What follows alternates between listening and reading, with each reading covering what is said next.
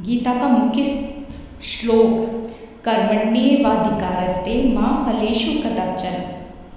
आइए आज हम इसको वर्तमान परिप्रेक्ष्य में वृक्ष के उदाहरण से समझें। जिस तरह एक पेड़ बीज से शुरू होकर अपनी यात्रा करता है ना, यानी एक पेड़ कहाँ से लगना शुरू होता है? बीज से।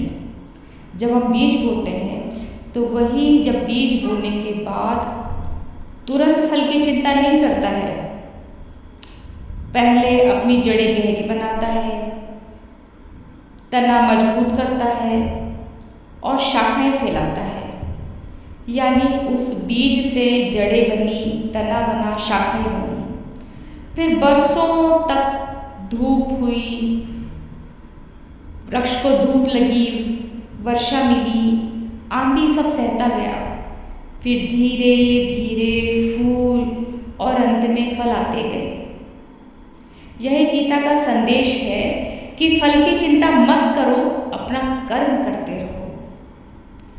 जैसा पेड़ बीज के समय ये थोड़ी सोच लेता है कि मुझे तो तुरंत फल चाहिए, तो वह कभी बड़ा ही नहीं हो पाएगा अगर ऐसा वो सोचेगा।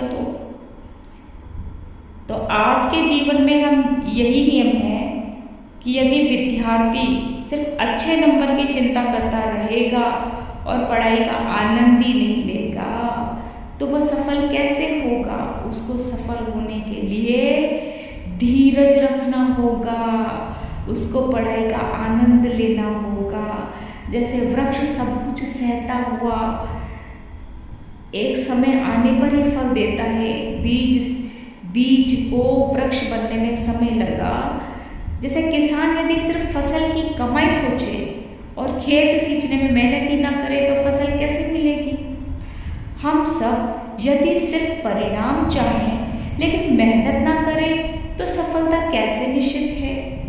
तो गीता का ये स्तोत्र हमें ये समझाता है कि हम जैसे बीज ने धीरज रखकर एक लंबे समय के बाद उस पर फल आना लगा, उस वृक्ष से हमें छाया मिली, हमें उसे कंदमूल मिले, जड़ी बूटी मिली, तो वैसे ही हमें अपने जीवन में धीरज रखना चाहिए। जैसे पेड़ चुपचाप अपना काम करता है और समय आने पर ही फल देता है, वैसे हमें भी निस्वार्थ कर्म करना चाहिए। फल तो अपने समय पर अवश्य मिलेगा ही, कर्म किया है तो फल तो मिलेगा ही।